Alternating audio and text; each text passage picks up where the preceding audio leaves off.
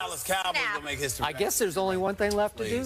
Speaking of making history, LeBron James has done that, but he is very frustrated right now after the Cavs' second straight loss on the road, losing to the Bucks in OT Saturday and to the Pistons last night. Shout out to Andre Drummond, by the way, from where?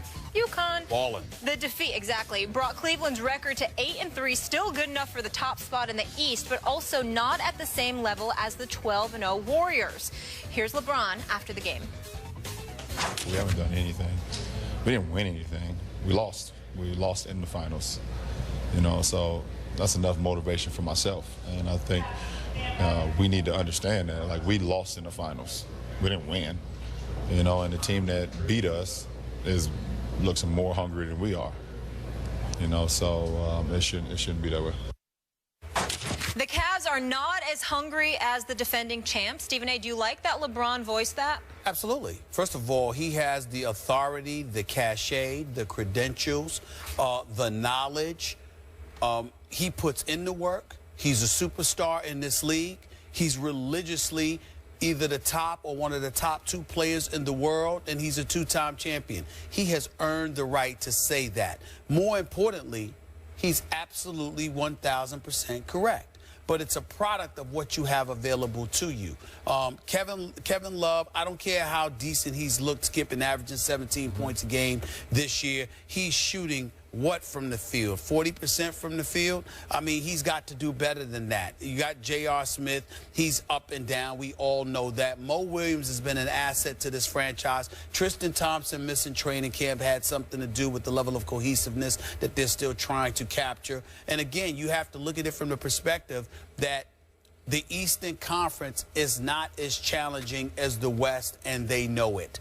And so taking all of those things into consideration, along with the fact that it's an 82-game marathon, there are guys that simply don't put in the work that LeBron James puts in, so he has the right to say that. If you talk to people who know LeBron, if you talk to LeBron from time to time, Skip, his home is like, I mean, the gym is like the gym at an arena. You know, everything that he could possibly need, he has. This dude is consistently and religiously working out to keep himself in peak condition and to be about the business of being able to go for it. And what he's basically saying is that other guys need to step up. He had 30 last night. You know, Kevin Love had his 19. J.R. Smith and Mo Williams had their 15 points. But he can tell. He's been around long enough to be able to tell when there's a level of urgency. And in fairness, and the other big point I'd like to make, Skip, is this. When Cleveland lost the finals, they had the excuse that Kevin Love was out and Kyrie Irving was not healthy. So it's not just the public who believes they would have won the chip. It's the Cavaliers. LeBron has been around long enough to know not to take that for granted. The rest of them don't. The flip side is Golden State, as champions, have been fending off skepticism about their fraudulency or their legitimacy since they won the title, which is why Steph Curry and those boys have a chip on their shoulders and they're playing like it, and the Cleveland Cavaliers are the ones trying to walk around like they won something, and they did not. So for LeBron to point that out, I think that's a beautiful thing because it highlights what he's seeing from his teammates. And we know he doesn't see it that way because he can't afford to see it that way because champion or no champion, everybody's coming at him every night. They're not coming at the rest of the players like that. I did not think the timing of this was a beautiful thing. I was surprised LeBron picked this spot to take that shot at his teammates because he did not include himself in the blast. He was pointing fingers at the rest of his teammates without naming names. I assume Kevin Love was maybe at the top of the list. I'm going to say this again. Kevin Love is not capable of living up to what LeBron expects of him. He is what he is. They overpaid him. I told you, I've been on record. I'm not being a hypocrite about this. He is what he is not in the end. He's not that guy. He's not a fourth quarter guy. And if you're going to lean on him, not a $100 million guy. He's not a guy. Come on. So you can't expect that from him. Now, to be fair, there's no Kyrie right now, and there's no Shumpert. And those are two huge key pieces to this puzzle, right? Backcourt. Okay, it is. So let's keep it in some perspective. But I was surprised LeBron picked this spot because LeBron wasn't great in the fourth quarter last night. I told you the last game we talked about, he was great in the fourth quarter. He chose last night to play all 12 minutes, which is unusual, wouldn't you say? Yes. All 12 minutes of the fourth quarter. He played 40 for the game. And didn't we hear before the season, I want to go with the Pop model, the Popovich model, right? I want to keep my minutes to maybe 30-ish or so like the Spurs do. So he plays 40 minutes. He plays the whole fourth quarter, and he scores 5 points in the fourth quarter, including one completely uncontested layup with 16 seconds left. So really just 3 other points besides that. He missed another key free throw. He's shooting 62% from the free throw line. That's pathetic. I got to tell you, so you got to point a finger at yourself so far. I know it's early, but 62% from the free throw line. And for that matter, he's not a three-point shooter. We know that, but 31% from 3 is hurting his team. Bless you. Thank you. 33 free throws he's missed already this year. So I'm looking at his fourth quarter. He had 2 late turnovers. It looked like the game was about to slip away anyway, but he had 2 chances late, and they're double teaming. I get that. One was on an inbounds pass very late, but he turned the ball over. So he didn't have a good fourth quarter. Big deal. But why would you then pick that moment after that game to say, we're not hungry enough, we don't want it as much as Golden State does? Well, we often see that the loser of a finals or the loser of a Super Bowl, as we're seeing with Seattle, that you have a hard time. You have a hard time dredging it back up because you were so close, then they got bad breaks, they lost players. So I don't really get the motivational blast at this point because I'm not sure it's fair right now to the remaining teammates. Well, that depends on how you look at it. You might have a point if you're just looking at it on its face.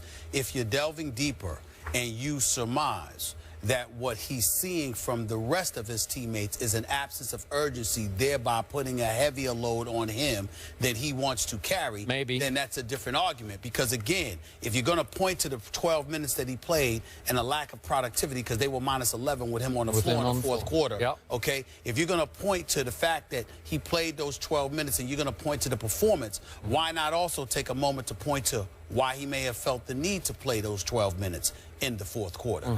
Could it have been because he's looking at his troops and he's not seeing them address the challenge with the level of urgency that it deserves? Now, we know that Stan Van Gundy is coaching these Pistons. He's also the president of basketball operations. They elected to lose out on Greg Monroe, let him go to Milwaukee. They kept Andre Drummond, who is flat out balling. I mean, this dude's a walking double-double. Reggie Jackson can play, too. And Reggie Jackson can play. Reggie Jackson can play. Game this season. That's right. Those two, I like those two in Detroit. I think it's some of the better talent they've had in the last few years. I got a lot of respect for what I see them trying to do. But the flip side to it is that they're going to come at you, and if you're LeBron, you're going to look around at guys and say, how are you responding to this challenge? And why do I feel, you know, you might have elected to go there in the fourth quarter, but then you're going to turn around after that game is over, and you're going to say to yourself, why the hell did I feel the need to have to be in this game in the fourth quarter against the Detroit Pistons? If it were the San Antonio Spurs or Oklahoma City Thunder or Golden State Warriors or even the Clippers, fine. But the Detroit Pistons, I need to come and play the entire fourth quarter for us to have a chance to win this game. I'm going to point this out. Quick point of order. It's going to make you look at people. Earlier in the fourth quarter, all the way to the 8:43 mark, LeBron had a 10-point lead in this game at Detroit. That's right. So even with him on the floor, given whatever he had left to give, all 12 minutes, they could not close that deal. They could not close that deal. So he's culpable. He is culpable. And when you say he has the authority, the cachet, he didn't have it off last night's fourth quarter. That's why I was surprised at the opportunity that he chose to make that statement. When it tells me, and I'm saying to you, it tells me he's seeing something we may not be seeing from his teammates. Well, I think it's aimed mostly at Kevin Love. That's what I think. But hasn't Kevin Love been the thorn in LeBron's side since last year? Well, hasn't he continues to look for something in Kevin Love that's not there? I think it's fair to say that because you gave Kevin Love $100 million. Yeah. These guys know how to count.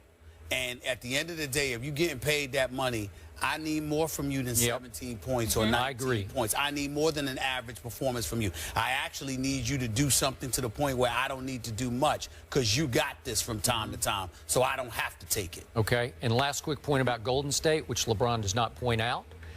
Golden State got a great break during this offseason. They had a media-made chip placed on their shoulder because nobody gave them much respect. It was lucky that they got through, and I was right there with them. I think there was a lot of luck involved in their championship run last year. Then nobody gave Steph any real recognition as a MVP candidate, including us. And all of a sudden, they were able to go into game one saying, really? Watch this. Yeah, that's true. That's true. I just, listen, Golden State is at a decided advantage in that regard. And even though we're sitting here talking about luck, I'm not so sure it's about luck. It's got to be something more than that. I don't know because I've been too busy doing other things, and I haven't. I know. So I have not taken the time to call. Even though I just left Cleveland, that was on personal business. I haven't been to the Cleveland Cavaliers in more than a week or so. Digging my nose into what's going on. But I don't think it's just about love. I think even with Kyrie not there, I think some stuff is weighing on LeBron. I think that he's seeing that the organization, he might be thinking the organization could do things a little bit differently. That Kyrie, he's worried about Kyrie. He's looking at a guy like JR, questioning your level of discipline. I would agree. All of that stuff is going on. It could be anything right now. I simply don't know. But I don't think it's just love. Speaking of the NBA, we have breaking news. Yahoo Sports is reporting that the Rockets have fired Kevin McHale. Wow. We will react to that. The news out of Houston later in the show. I just said it to Skip yesterday. You did. Yeah. You're certainly up on everything. Yes. The Packers haven't been the same this season without Jordy Nelson, and Chris Carter will explain why after the break. And it is hump day, and we're here to help you get through it with plenty of hot topics from Stephen A. and Skip that will hit our desk. Don't miss a beat by checking out our complete rundown, which you can find on IG right now. Back in a few.